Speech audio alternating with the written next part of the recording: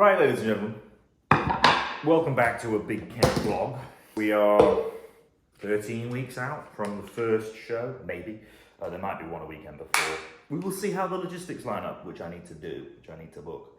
But we're going to do a bit of a just normal day. Anyway, morning sups. I haven't got everything at the minute. Obviously, it's Christmas. It's what? It's the 30th of December. Almost 2025. And the post is fucked. So I am currently running a bit low on the supplementation front. So this isn't anywhere near the amount I normally have. I think I normally have about seven pots of shit to put in here. And I only have 4 at the minute, plus these 2. So, yes! But yeah, anyway, spent Christmas in London, down at my sister's, which was lovely. But yeah, we're back now, locked back in. I'm still, I'm on a diet break at the minute, have been since sort of like, the start of January. So I've had a good month of when we put the assistants back in, which is currently sat at 150 test, 300 Primo and 200 Masteron. Nice Primo Masteron split there because they work in conjunction with each other. I know previously I would have said just use Primo or just use Masteron. Masteron has that cosmetic effect, which Primo doesn't quite have. So it's useful to chuck in there in a smaller amount. It is also a bit more liver toxic and a little bit more powerful in a sense. In that sense, in terms of its action on organs rather than just purely on tissue. Because Primo, we know, is very, well, it's good, it's given its side effects, it is powerful relative to its lack of side effects compared to testosterone, which is very powerful in all regards, that also happens to come with a boatload of side effects. In regards to the 150 test at the minute, I am having to split that dose into 6 injections a week because I suffer quite readily with aromatization. This is aloe vera, by the way. Good for the gut. I suffer with aromatization quite easily, so I need to spread out the dose to stop any spikes. I was injecting 3 times a week. Apple cider vinegar, 30 ml. Good for the stomach acid. Help you digest food better.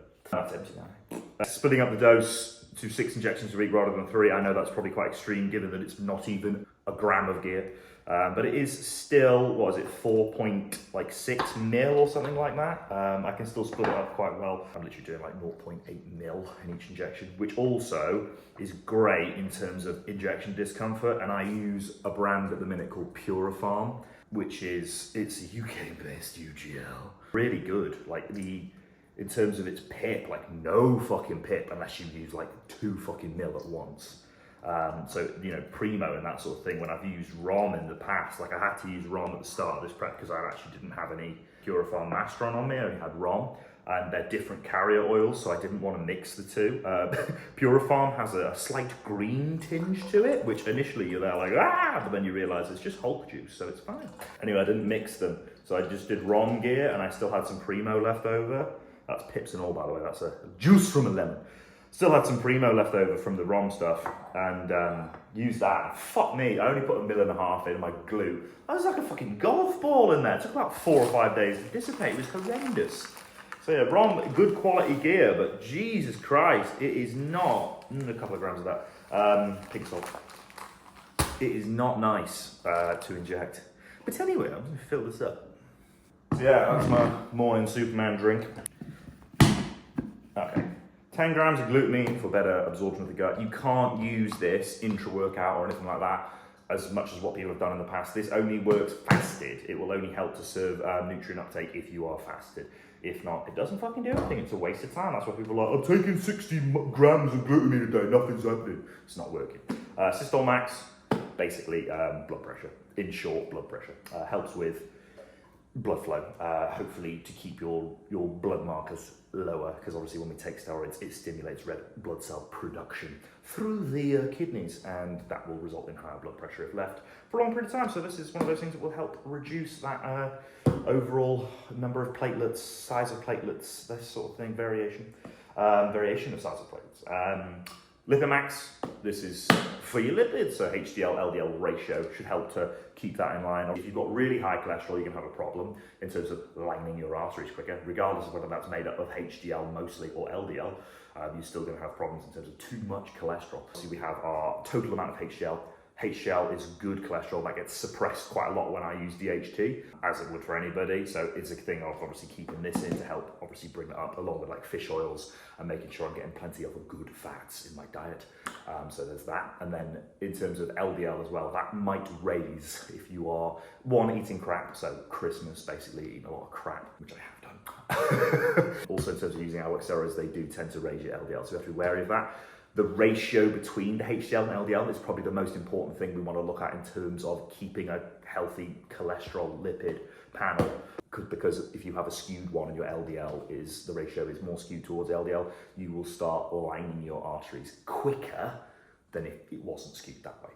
So obviously, lined arteries, not great. Again, problems with blood pressure, problems with heart function, heart disease long term. These are things we've got to think about. So yeah.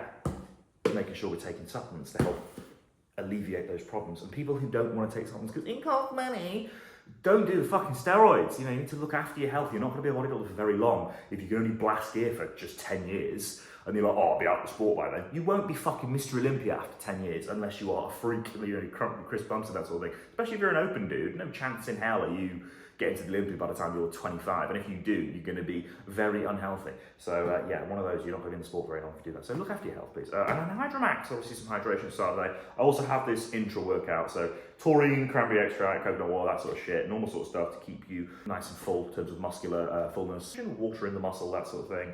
You know, basically just good hydration. Anyway, there's my university degree. Good spend. Just going to show you what it can do.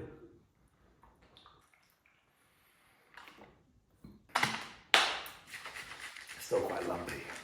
Swallowed a lot of lemon pips then. Don't know how bad that is for me, but it probably isn't. Just lemon.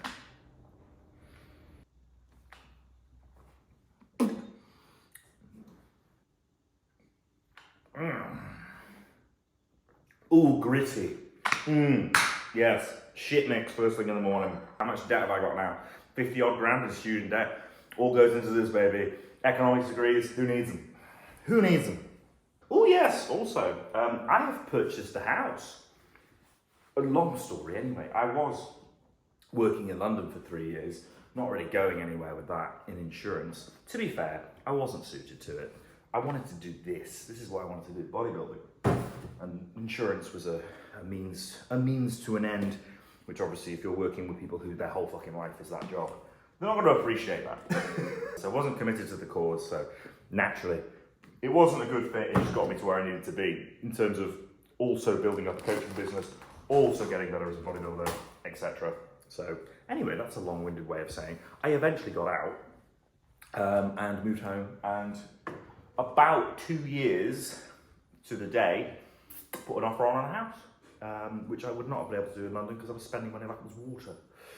So there we go. Anyway, own a house now. Sound asleep. Yeah, it was nice. Lizzie made a lasagna. Not had home-cooked lasagna in years. She made a crumble. Apple, raspberry, and rhubarb crumble. No, it should fuck you up.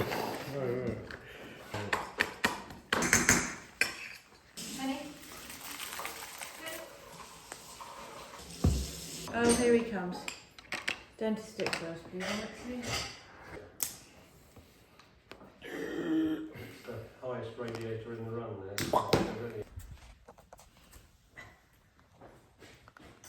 Good boy. Yeah, reading a chapter takes a few hours. I'm going to use that. So am I. Simon? Sorry, I didn't Have you thought how fucking rude that is? Well, no, but sorry, you were still doing the other stuff. I was doing. It's just about to pick it up. Yeah. Oh, I'm sorry, I didn't realise that. It's all about you, isn't it?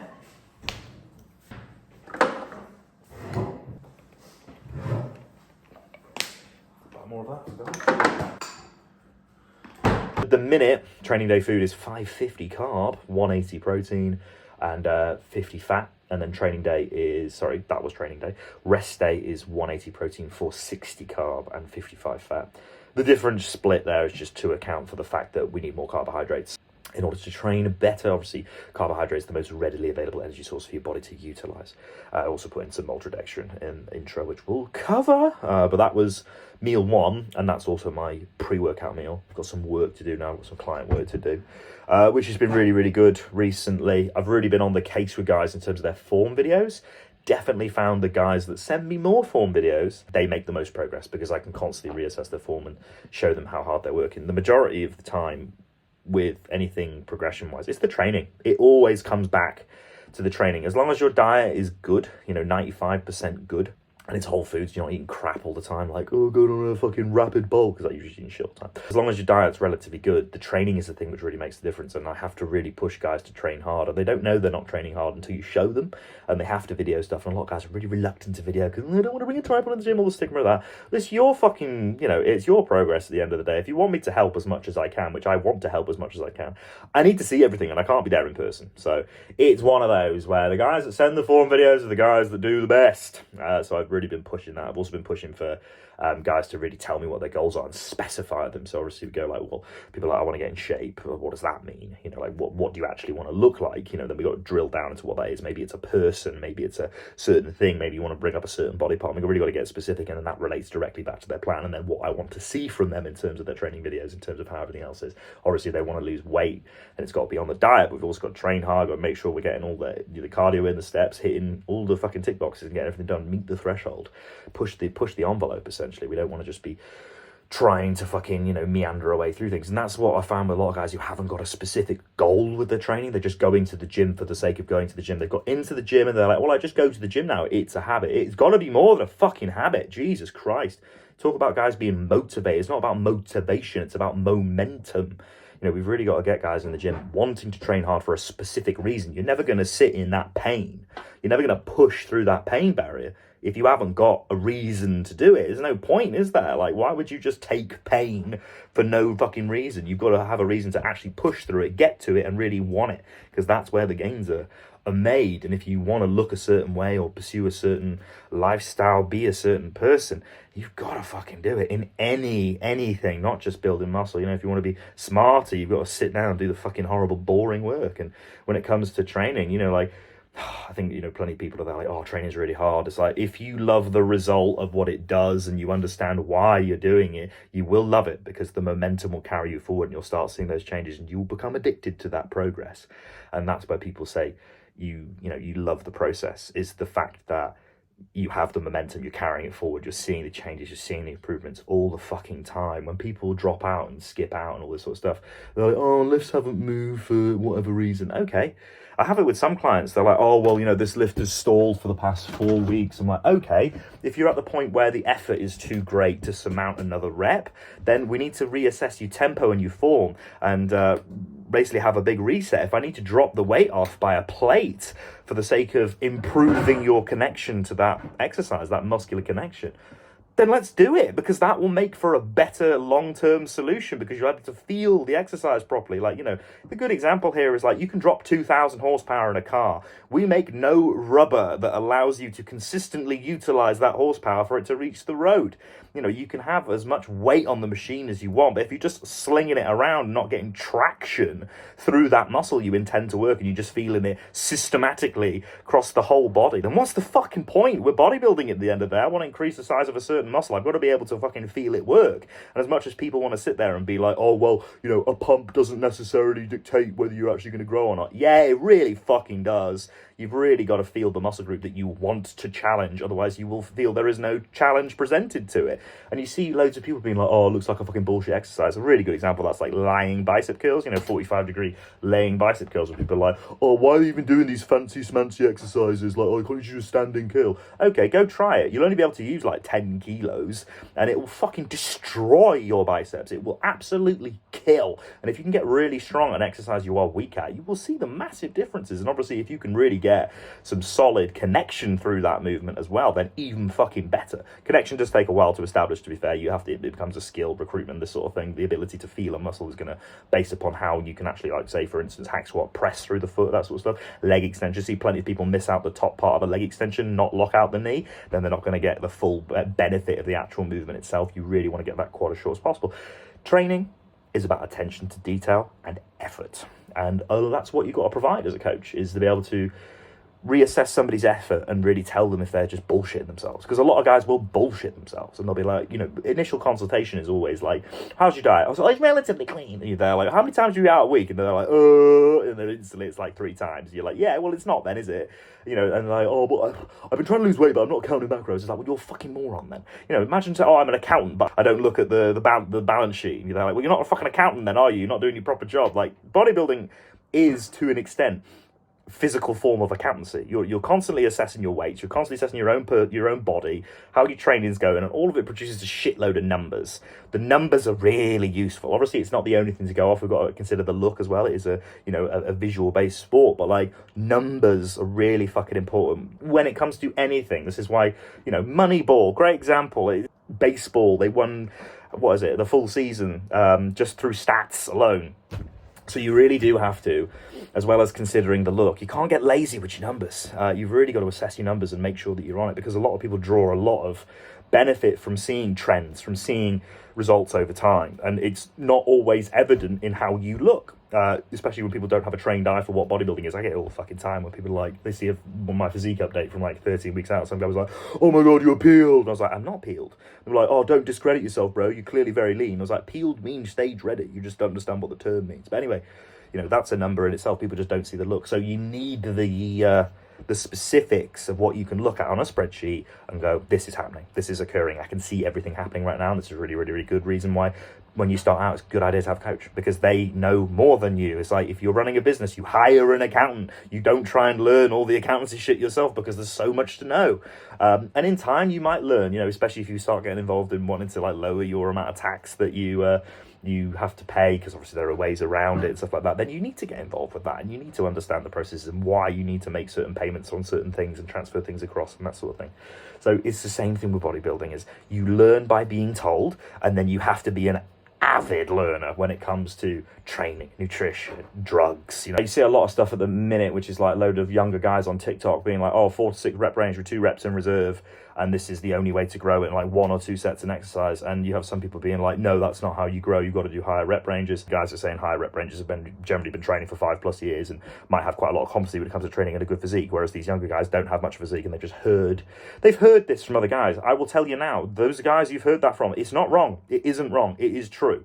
You will grow from doing the 4 to 6 rep range and leaving effectively 1 to 2 reps in the tank. Find out what the benefits of doing that are and the problems are with doing that, and then find the solutions. The solutions are going to be, because I've done this myself, are going to be, right, I can't do super low rep ranges on isolation exercises because it feels like my tendon's going to fucking snap. After a period of time, you get really strong at it and you'll be like, oh fuck, my knees feel like they're going to explode, my biceps feel like they're about to tear off the fucking bone.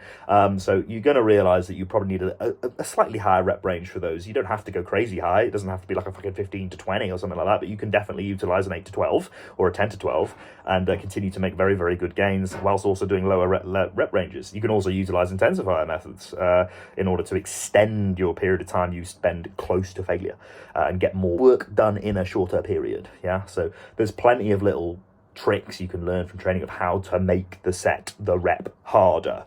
And this is what you need to do. This is the thing that you need to really discover with training, is how to make it as difficult as you possibly can. It's like, when you're playing a video game and each level gets harder and harder after each level, once you've finished it. That's the whole thing with training. It should be as well. You've got to figure out how to make training more and more difficult so that you can continue to provide a greater level of stimulus to the muscles that you are trying to grow. You may think that just comes from weight alone. And granted, that is the most observable metric we have in terms of progress.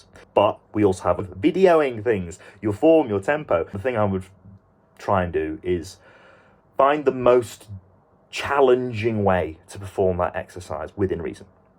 Which is replicable, which is still fun, which allows for progression, and push that really hard. And constantly reassess, but make sure you are looking back, if it's good, if it's bad, see what's right, what's wrong, see if it felt good, as in you got a good pump or you got a good connection, and if you could take it to failure. Did it feel awkward? Did it feel good? Various different things you can use there in terms of an anecdotal basis.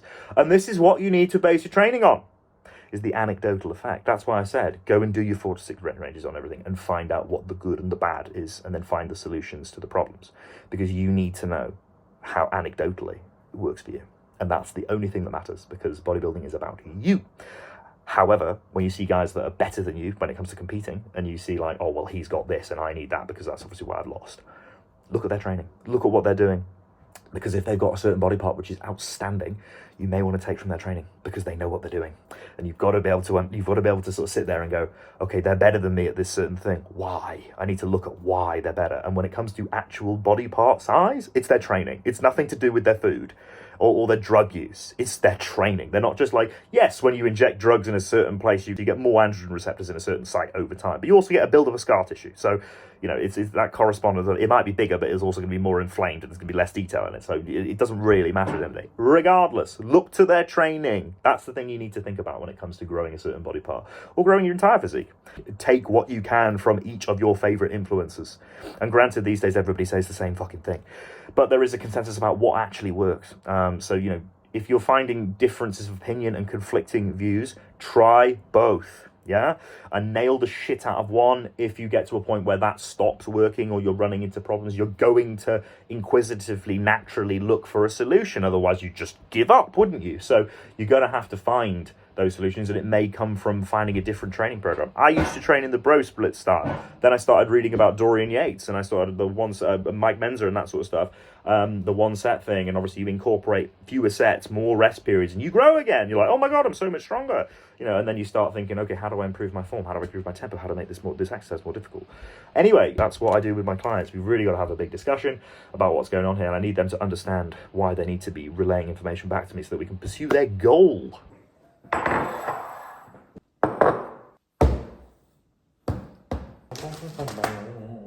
Right, post-workout, 100 grams of oats, 250 on the protein fromage frais, which is just a substitute for Faye, basically. A lot cheaper. Probably thinking, why specifically oats post-workout?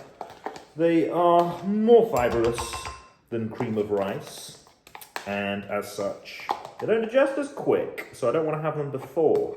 Some people can handle that just fine. I'm usually having a drink Digest Max normally, but I'm out. I normally have that in the morning in the other AM subs. It's got a lot of fibre anyway. If I have oats immediately after that, I bloat a little bit. It's not bloating, it's more like I just have a runny shit, which I don't want. And then I'm going to chuck on top 100 grams of raspberries, 100 grams of blueberries, fresh open the pack. You want get 200 of. There we go. And then 10 grams of peanut butter, some sweet cinnamon. Top it off. Get some more. I'm almost out. I am out. That's pretty much dead, isn't it? Cool. Right. And that's meal 2. And it's 3 p.m. I'll shove in another fucking 3 meals before 8 o'clock. And we'll get those recorded too. See you then. I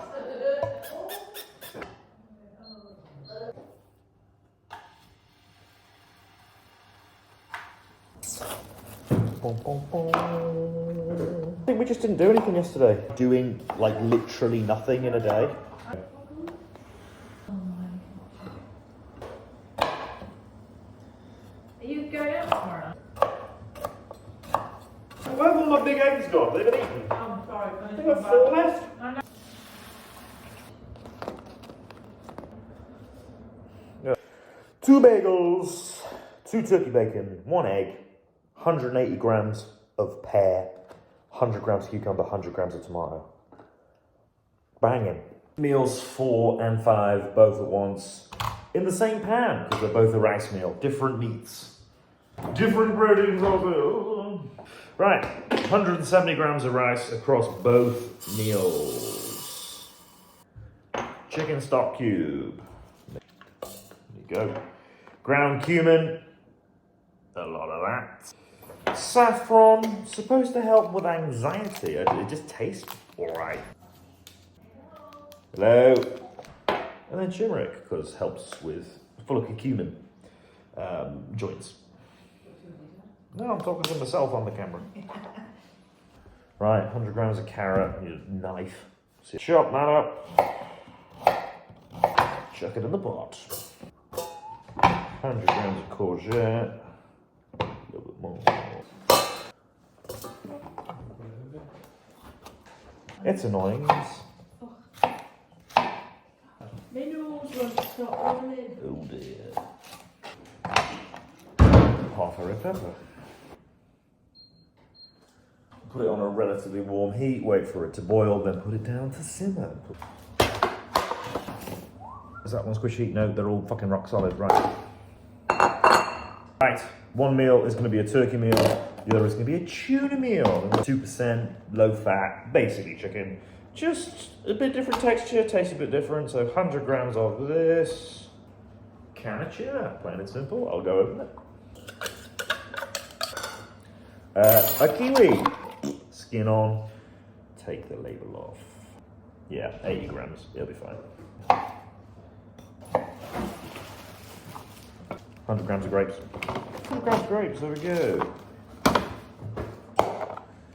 40 grams of feta cheese. Yeah, that knife is not sharp. That's bang on. So you know my feta cheese well. 55 grams avocado. These are tiny avocados. I need to just buy the big ones. Bite the bullet, get the expensive ones. Beetroot. A bowl in each, which is about 50 grams. And then fermented food. The chili pepper kimchi. 40 grams, just a touch. Oh. Bring it on. Yeah. He's just been shot by his uncle. Oh dear, that's not pleasant. His uncle's got Alzheimer's. Oh my. To understand what was going on with it. Meal 4. Feed the dog. All right. Meal 5. Well,